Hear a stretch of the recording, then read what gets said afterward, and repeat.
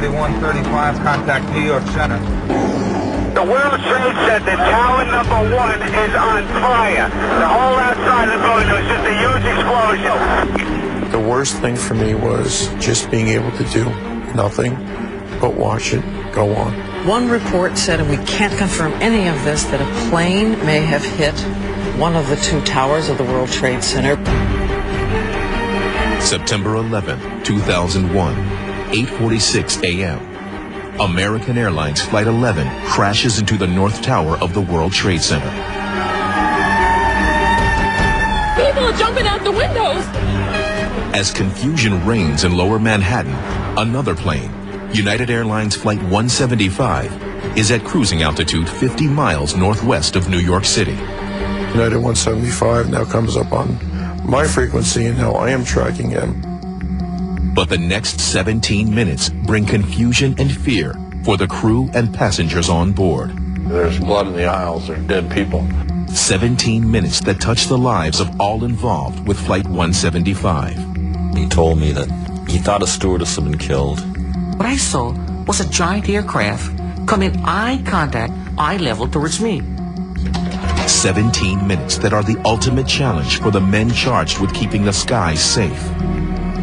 At that point, I got very scared because I realized now that this is something that we have never seen before. 17 minutes that will become a turning point in history.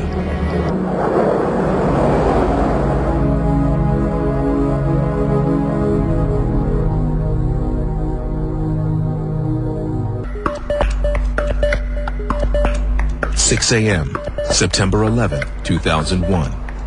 As the day's first flights take to the skies, controllers are working the morning shift at Boston Air Route Traffic Control Center in Nashua, New Hampshire. Among them, John Hartling, a 25-year veteran who used to handle air traffic in the Air Force. That morning I got to work at 6:30. It was normal time. And the mood was quiet. It was a Tuesday morning, beautiful morning. Boston Center controls most high-altitude airplanes over the eastern states into New York. Close to 6,000 flights are routed through Boston Center each day. For air traffic controllers like Hartling, keeping thousands of planes moving safely and on time is a delicate balancing act. The stakes are high and the pressure unrelenting. This morning, it seems like business as usual. It was somewhat busy that morning. A little bit after 8, and you get a lot of departures out of Boston.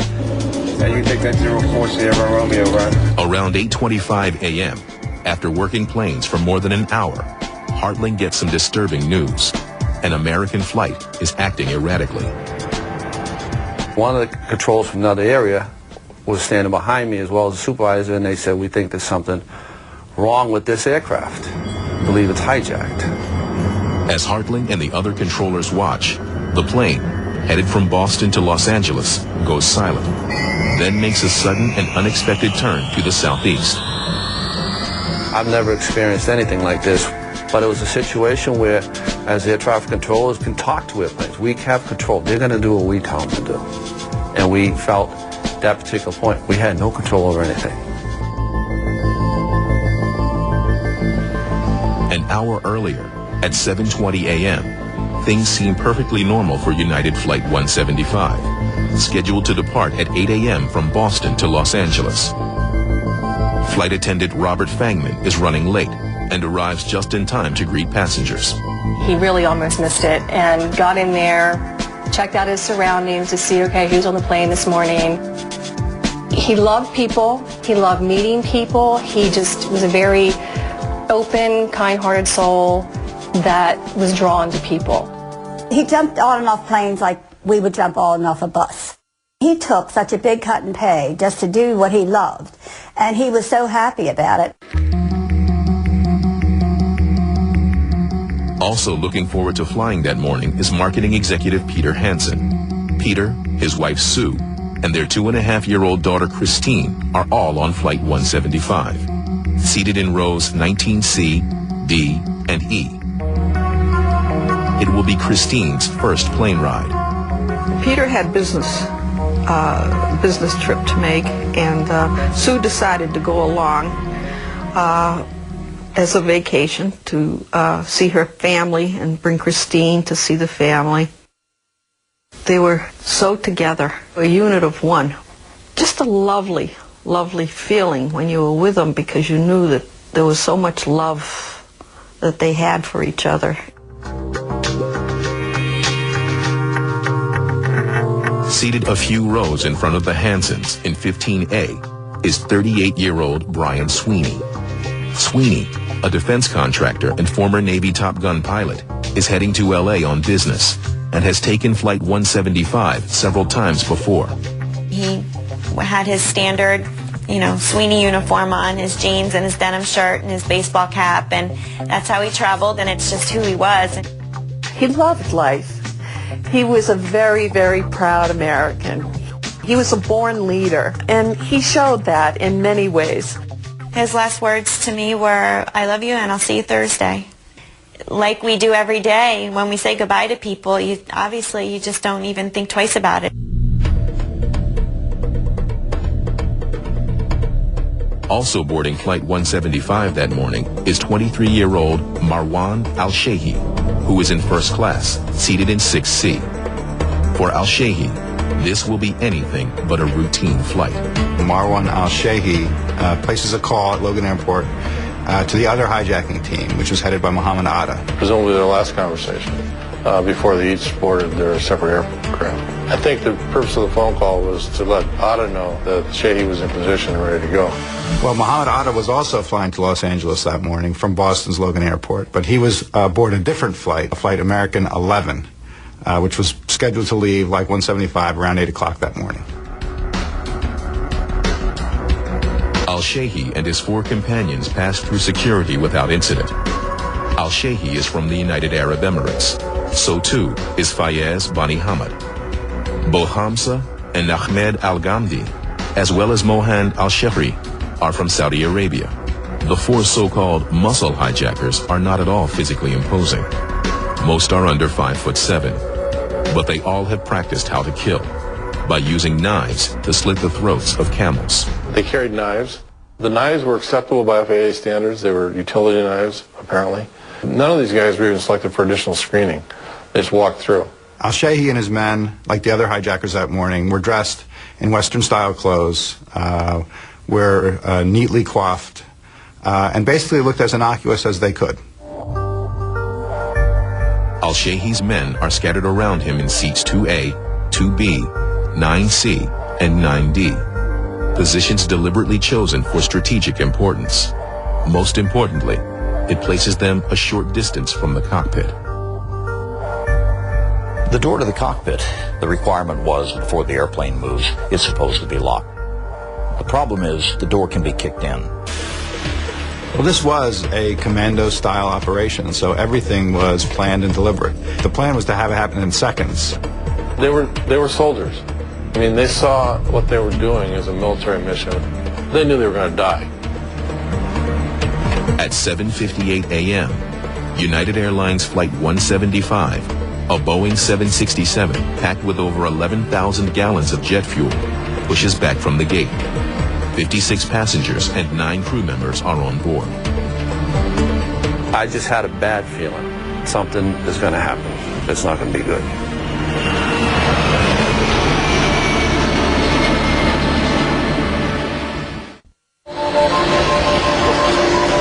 At 8:14 a.m., air traffic controllers at Boston's Logan Airport clear United 175 for takeoff, 14 minutes late. Ahead of 175 that morning is American Airlines 11, which took off at 8 o'clock. And on board American 11 were Mohammed Atta and his team of hijackers. As Flight 175 starts to climb, American 11 has just leveled off at 26,000 feet. Boston Air Traffic instructs Flight 11 to climb to 35,000 feet. There's no response. Right after 8:14, the hijacking of American 11 begins. The muscle hijackers seated in the front storm the cockpit, somehow gain entry. More than likely they killed the pilot and co-pilot by slitting their throats, and then bring Mohammed Atta up to the front to fly the plane. Air traffic controllers at Boston Center repeatedly try to reach Flight 11. There is no reply. Then, at 8:21 a.m., the transponder on Flight 11 abruptly shuts off. Every airplane that flies in the United States and overseas has what is called a transponder on board. It's a discrete code that they can actually input in, which sends us a code back that we're allowed to track. They had it apparently in their heads that they were going to make these airplanes invisible by doing this. Well, that's not true. They certainly make it more difficult for air traffic control to follow it. And we could still keep a tag on them and follow the track of the aircraft. But we have no idea what his altitude is. And his last reported altitude, he was cleared to 29,000 feet, which is flight level 290. I was always wondering if they had a small handheld GPS device on board which they were just able to input the coordinates of the city. Even without that, it would have been a fairly simple thing to watch outside, make a turn to the south, the West Coast bound flights, and then start looking for the outline of New York City.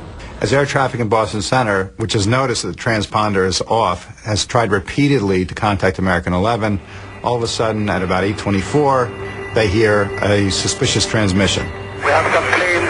Just stay quiet and you'll be okay. We're returning to the airport. The voice coming from Flight 11 is believed to be that of Mohammed Atta, who is piloting the plane. He's trying to calm the passengers by telling them that this is a hijacking like all the others. Clearly they would have some demands, but they're going back to the airport and everything would be fine. Nobody move. Everything will be okay. If you try to make any move, you'll injure yourself and the airplane.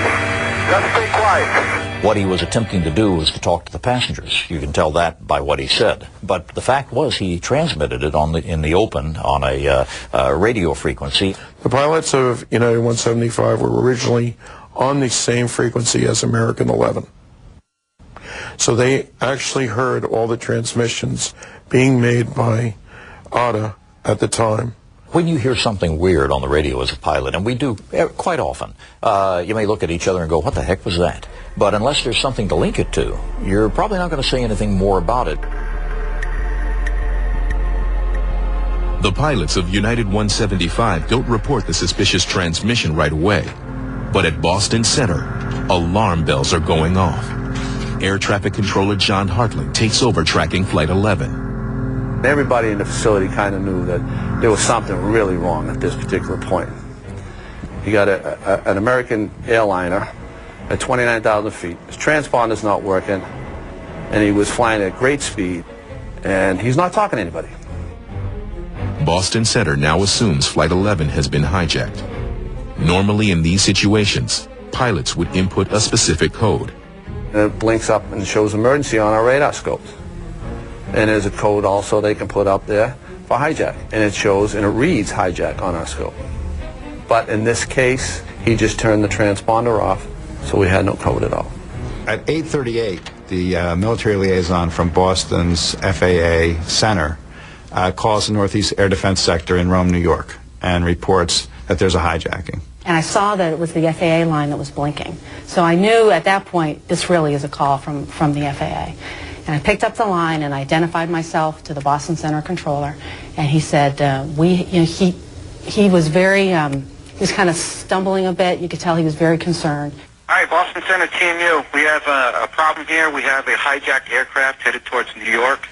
And we need someone to scramble some F-16s or something up there to help us out.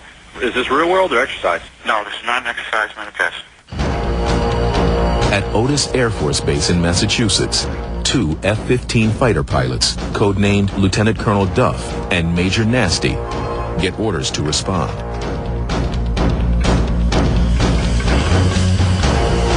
He said, it's Otis Tower, something about a hijacking. He said, this looks like the real thing. Duff came in and said that there was a possible hijacking. The fighter pilots are airborne and headed south within minutes. Around this time, United Flight 175 has just reached its cruising altitude. Flight attendants may have started beverage service. At that point, the flight is fairly normal as far as the passengers are concerned. I had asked United 175 how the weather was. And he told me he could see for miles and miles and miles. And I told him, I said, I want you to look at your 1, 2 o'clock, and look at about 29,000 feet. Tell me if you see an American 767. And he came back. He said, yeah, I see him out there. He's southbound, and he's about that altitude, 29,000 feet. Well, I turned United. I said, United 175, turn 30 degrees to the right. I want to make sure I keep you away from this aircraft. For any of us at any time and any part of airspace to be told, stay out of the way of another jetliner, what in the world is going on? That would raise all sorts of alarms in the minds of the pilots. At 8:41 a.m., Hartling hands Flight 175 off to New York's Air Traffic Control Center, where controller Dave Battaglia takes over. Battaglia has been directing planes for more than 20 years. United 175 now comes up on my frequency, and now I am tracking him. And his very first words are, we heard the threatening transmissions from American 11. That would be 175's last transmission with the ground. The pilots of 175 have no idea that they are just moments away from the same fate. We're looking for American 11. He is still flying, but he is heading southeastbound right towards New York City. And as he gets close to the city, we're wondering if he was going to be landing at one of the airports. One of my fellow controllers on the other side of the room, I heard him say, that airplane's going to hit the World Trade Center. At 8:46 a.m., American 11 suddenly disappears from radar. I heard this sound that was a shriek and a roar. It was nothing I'd ever heard, certainly in Manhattan before. It sounded like a missile.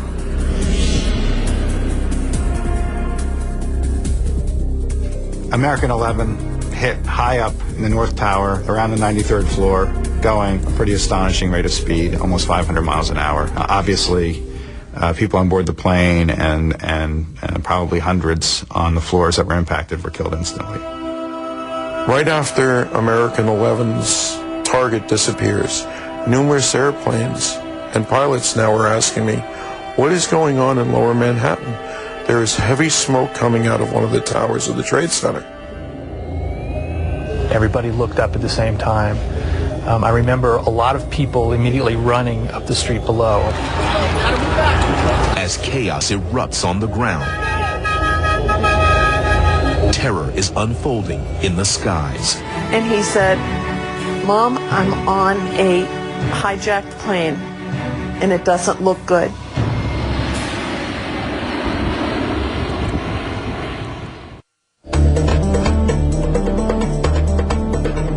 The World Trade Center, tower number 1 is on fire. The whole outside of the building was just a huge explosion. Engine 1 out, World Trade Center, 1060. Send every available ambulance, everything you got to the World Trade Center now. Just so you know, this is confirmed. This is confirmed. Most people thought, what a horrible accident. Some people thought it was a helicopter who hit the towers. Some people thought it was a small plane. It was, I think, almost inconceivable to people that it was a jumbo airliner on a transcontinental flight. You know, one of the controllers come back and said, the airplane hit the World Trade Center. And then it started, at that particular time, things started to unravel. We have a number of floors on fire. It looked like the plane was aiming towards the building. It looked like it was intentional. It's four more units going into the box. It could be a terrorist attack. Sometime between the last transmission from the pilot at 175 at 8:42 and when American 11 impacted the tower at 8:46, the attack began aboard United 175. Bonnie Hamid and El Sherry, as soon as the light went off, the seatbelt sign went off, they were up and in the cockpit before anybody knew what was going on. The two muscle hijackers stormed the cockpit, somehow gained entry, stabbed the flight attendant. There are reports from 175 that occurred, and then assaulted the pilot and co-pilot. Somebody bursting into the cockpit. Your first reaction is not going to be take off the seatbelt, turn around and lunge at them. Your first reaction is going to be to turn around and say, what are you doing here? Who are you? The pilots are probably dead or at least incapacitated within minutes. And at that point, Marwan al-Shehi would have gone into the cockpit and taken control of the flight. The other two guys, the Ghamdis, push all the rest of the passengers and crew. Those were still alive. Apparently one of the flight crew was also slaughtered in the aisle. Push them back to the back of the aircraft. Shehi takes over the plane.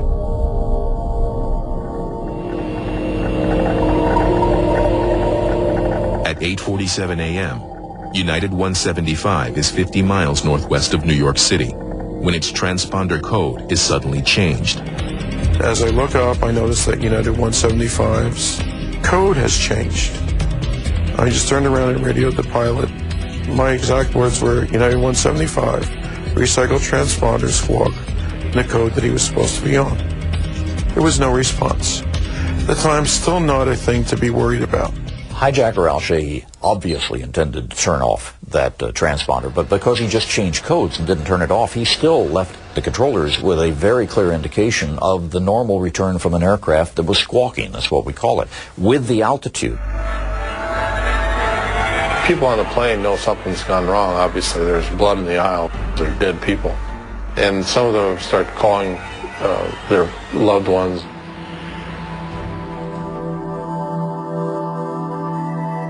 At 8:52 a.m., Peter Hansen calls his parents from an airphone in the back of the plane. The phone rang. I answered it. And Peter said, Dad, the plane is being hijacked. And at first I thought to myself, he must be joking. Maybe he's just trying to fool me. But he said, no, Dad, he said, it's really the plane's being hijacked. He said, I think somebody's been stabbed. And I think the hijackers have taken over the cockpit because the plane is acting funny. He said, would you call United Airlines and let them know? And I said, well, are you okay? He said, yeah, I'm okay. I said, how's Christine? How's Sue? He said, they're okay, Dad. He said, but make the phone call. I said, okay. So I hung up. At that very moment, a male flight attendant on Flight 175 calls United Airlines, also from the back of the plane. It is believed to be Robert Fangman. The call went to the maintenance department because they had a certain number they would dial for emergencies, and that's where it would go to. Bob did tell the maintenance man that the plane had been hijacked, the pilots had been stabbed, and the flight attendant had been stabbed. Now as I'm watching, United 175 makes a hard left-hand turn and starts climbing. Not only did he make a sharp turn, but he also climbed 3,000 feet in a matter of approximately 1 minute, which is a very fast rate of climb. This is something that we have never seen before. And I immediately turned to the manager of the facility and I said, I believe I just lost United 175. Around 8:52, the fighters that have been scrambled from Otis Air Force Base are airborne, and they're headed over military airspace over the Atlantic Ocean. So as we're climbing out, we go supersonic on the way, which is kind of non-standard for us and nasty. I even called me in the actuator and said, hey, Duff, you're super. And I said, yeah, I know. Don't worry about it. We both knew that this was something real. Didn't know how bad it could be, but he just wanted to get there as fast as we could and then sort out the problem. They know that their job is going to be to roll out behind this hijacker, to stay out of sight of the aircraft. You don't want to scare anybody, and just pull in 5 miles behind them and watch. That's all their orders are going to be. Around 8:55 a.m., United 175 is now descending from the south over New Jersey when it has a near collision with a Delta flight. The controller who was working the pilot of the Delta yells at him, take any evasive action necessary. We have an airplane, we don't know what he's doing, any action at all. This is stuff that's you would only see in the movies. Jay wasn't a great pilot, but the flight paths that the plane took, and it's kind of all over the place, it's wobbling. Obviously it was a rocky flight. One of the things he did say to me was that the plane was flying very erratically and that people were very ill. They were throwing up and so forth. At 8:59 a.m., Flight 175 passenger Brian Sweeney tries to call his wife Julie on an airphone from row 32. He leaves this message for her on the answering machine. Jules, this is Ryan. Listen, on an airplane that's been hijacked, and things don't go well. It's not looking good. I just want you to know I absolutely love you. I want you to be good. So happy this time. Same to my parents and everybody. And I just totally love you, and I'll see you in Chester. Hi, babe. Hope I call you. The phone started ringing. I said hello, and I heard, Mom, this is Brian. And he sounded somewhat subdued. And I said, hey, Brian, what's up? And he said, Mom, I'm on a hijacked plane, and it doesn't look good. He started to tell me, he said, I don't know who these people are, and if they come, I may have to hang up right away. With his training, I think there was no question in his mind that it was a terrorist attack and that he was going to die. Otherwise, he would have never picked up the phone and worried us for no reason. Well, knowing Bob, I feel that he was doing his job, taking care of the people, making sure they were calm, and probably not giving much thought to himself at all. The United 175, the hijackers were heading towards the city. We were counting down the altitudes, and they were descending right at the end at 10,000 feet per minute. That is absolutely unheard of for a commercial jet. It is unbelievable for the passengers in the back to withstand that type of force as they're descending. They're actually nosing the airplane down and doing it what I would call a power dive. At 9:01 a.m., United 175 is hurtling at more than 400 miles per hour toward the Statue of Liberty and New York Harbor. A manager at New York Center calls the FAA's command center in Herndon, Virginia. Yeah, several situations going on here. It's escalating big time. And we need to get the military involved with this. We're involved with something else. We have other aircraft that may have a similar situation going on here. Toyota, your Camry connection. Burdick is your Toyota truck headquarters with 3.9% APR plus $2,000 off select Tacomas. Over 300 Toyotas, including the new Yaris and Prius. The smart way to keep moving forward. Your Camry connection. Burdick Toyota in North Syracuse. Check out driversvillage.com for more. At 9:01 a.m., as United 175 continues its rapid descent into lower Manhattan, New York Center alerts another nearby air traffic facility responsible for low-flying aircraft. I'm just out at 9,500, 9,000 now. Do you know who he is? We don't know who he is. We're just picking him up now. All right, heads up, man. It looks like another one. All right. As it actually moves in toward the Trade Center, controllers at Newark Airport see it, and it's seen by, well, this is the flight that was seen by the world.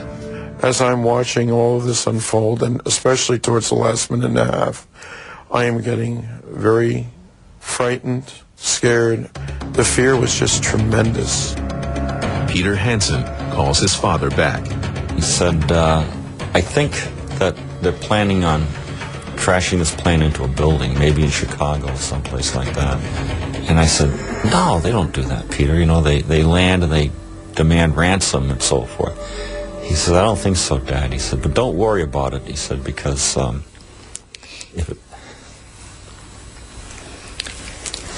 don't worry about it, because if it happens, it'll be quick.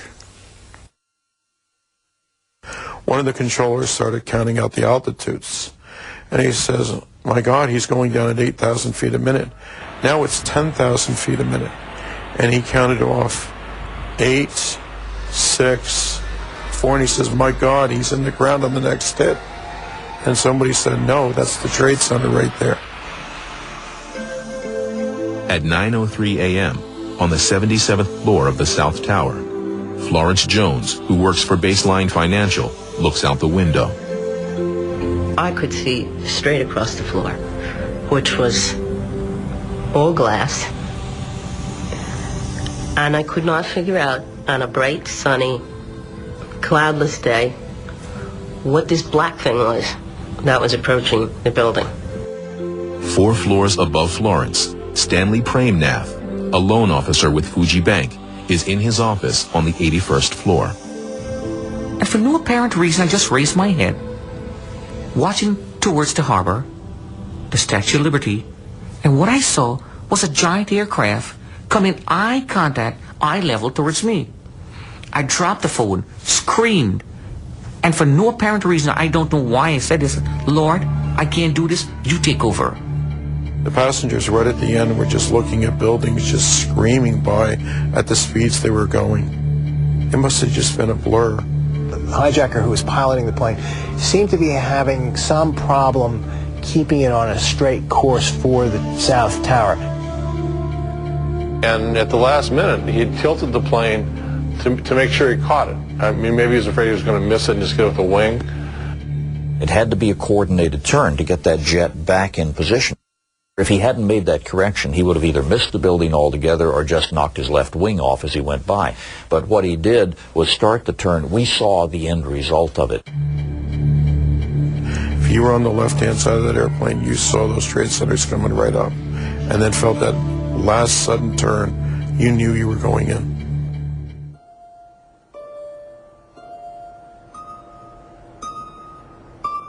At 9:03 a.m., Peter Hansen is still on the phone with his dad. But the television set was on, and I turned it on. And all of a sudden, Peter said, very softly, and said, "Oh my God, oh my God, oh my God."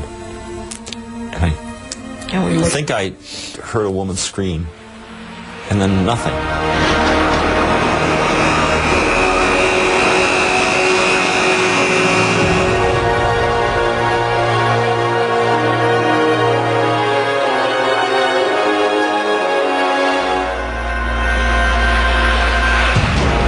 Turned the television, a plane crashed into the World Trade Center, and it was their plane. And so... And all I could say was, oh, I couldn't scream, couldn't cry, couldn't yell. All I said is, oh no. Oh my God. Oh my God. That looks like a second plane. I did not see a plane go in. That just exploded. And as we're watching it, the second plane went into the second tower. And you could see the plane come in just from the right-hand side of the screen. So this looks like it is some sort of a concerted effort to attack the World Trade Center that is underway.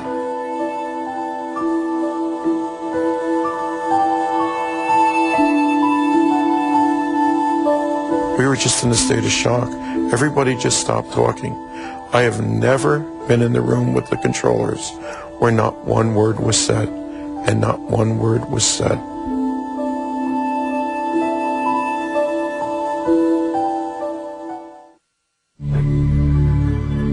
It takes only 17 minutes.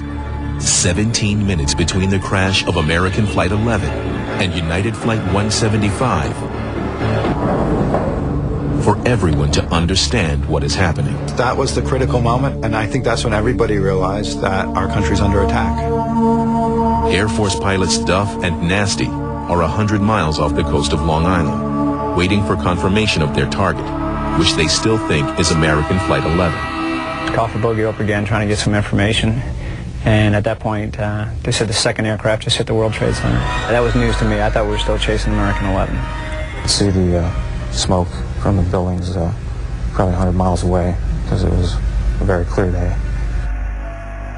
United 175 strikes the 77th through 85th floors of the South Tower, killing all on board and hundreds in the building above or near the impact. Amazingly, there are a few survivors right at the point of impact. This impact was so great that I got temporarily deaf. Couldn't hear anything. And the sound was so loud, so excruciating. It was like steel being ripped against steel. You could feel this thing being absorbed into the building and realizing that whatever it was, it stopped 4 feet over my head. And I'm hiding under this desk. in a fetal position. And what I saw was a plane tilted and the bottom wing is hung in my office door 20 feet from where I am. And the wing starts to burn. I couldn't see the rest of the plane. And I'm saying to myself, I have to get out of here as fast as possible. As survivors in the South Tower desperately try to escape, air traffic controllers in New York and Boston are taking drastic measures. We were ordered to put everybody on the ground because you did not trust anything that was in the air. And you did not know what was going to happen. And some of the controllers saying this is a national emergency. You got to land, don't open your cockpit door for nothing. Today we've had a national tragedy.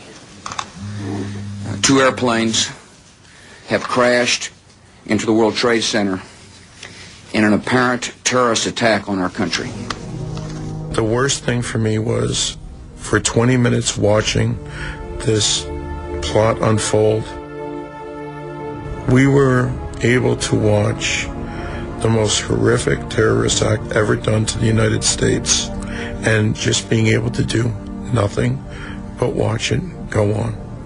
It was strange because we're watching it, but yet we're kind of detached, you know, from being up in the air, like you said, kind of by ourselves, knowing that there's all that chaos on the ground. We were going to stay over Manhattan and do whatever we needed to over Manhattan. We didn't, they were not going to pull us off of Manhattan. I remembered thinking, what's coming next? Is it going to stop at just these 2 buildings, or is there something more going on here? By 9:55 a.m. in the South Tower, survivors are making their way down, using the only stairwell not destroyed by the impact. It was very dangerous in the stairwell. Gosh, I think I passed the fireman, and I remembered saying to him, I'm not sure why you're going up there, but be very, very careful. You know, we definitely wished him Godspeed. We got down to the ground floor. Our skin was, our clothes was drenched. Our shoe was all slushy with water from the sprinkler system. Water was running down the staircase. The only people we saw was the firefighters and cops and the EMS workers. At 9:59 a.m., firefighters in the South Tower are starting to reach the 78th floor, in time to find other people trapped and alive. But it's too late.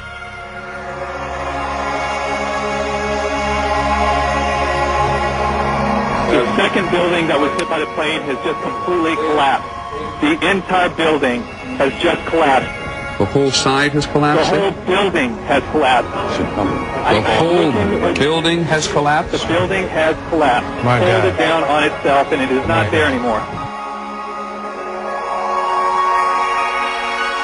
10 seconds and it's gone. They actually could measure the impact of that building falling down, and the earth, it actually traveled through the ground up hundreds of miles and was registered in seismic devices as far north as Maine. You know, it shook the earth, literally, and it shook our reality. All I could see was, you know, southern Manhattan just covered in smoke. It took me, you know, until Duff said, I think the tower collapsed. To see this thing just falling away from me, then I realized what was going on. It's absolutely the sickest feeling I've ever had in a plane.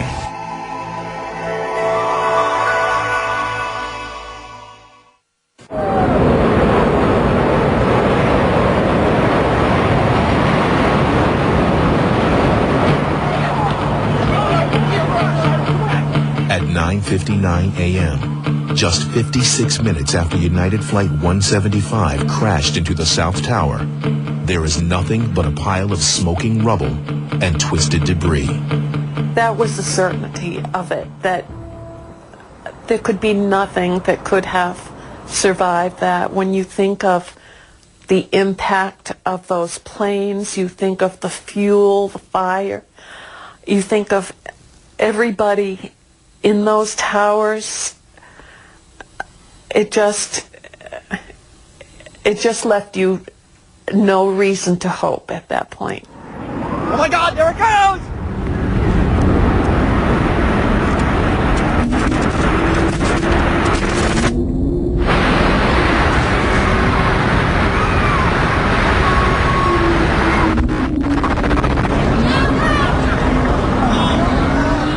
30 minutes later, the North Tower collapses. Thousands are feared dead or missing, and America is left reeling from the deadliest attack in its history. Oh, God, there goes the other one. Oh. Look at it, John. Look at it. Oh, there goes the other one. Oh, God.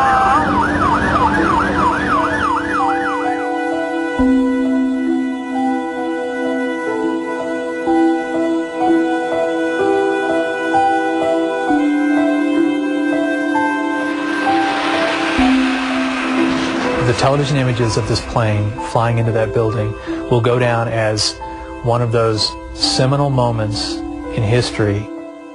We as a nation, and as a world, frankly, shared the horror of that moment together, live, as it happened. That's never happened before. It's a day I'll never forget, and I know a lot of my co-workers, probably everybody in this country, will never forget. But that's a day that, like I said, we knew before the world knew. For Hartling and Bottiglia, who handled Flight 175, their job has never been the same. Every time an airplane didn't answer, I would jump up. If a code was changed, I would jump up screaming at the supervisor.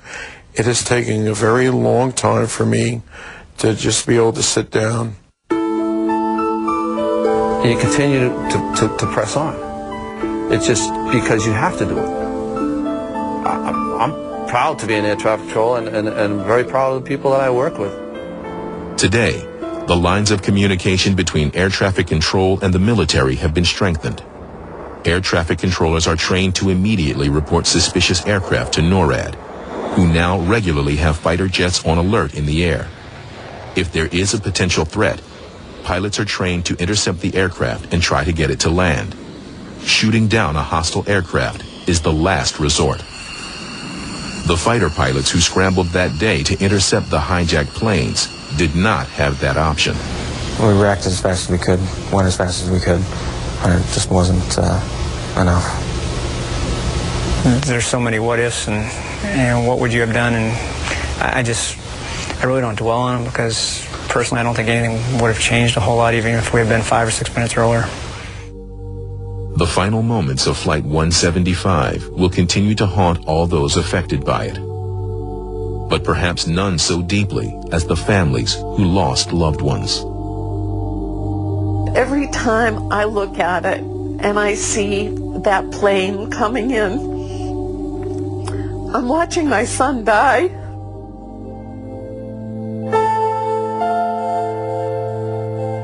Bobby didn't know he was on the front lines that morning when he got on Flight 175.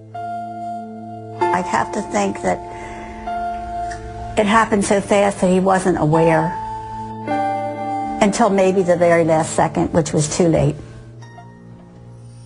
I would like to have the world know that Peter, Sue, and Christine are an example of what this country lost that day. One whole family. We shall never forget what happened on September 11, 2001.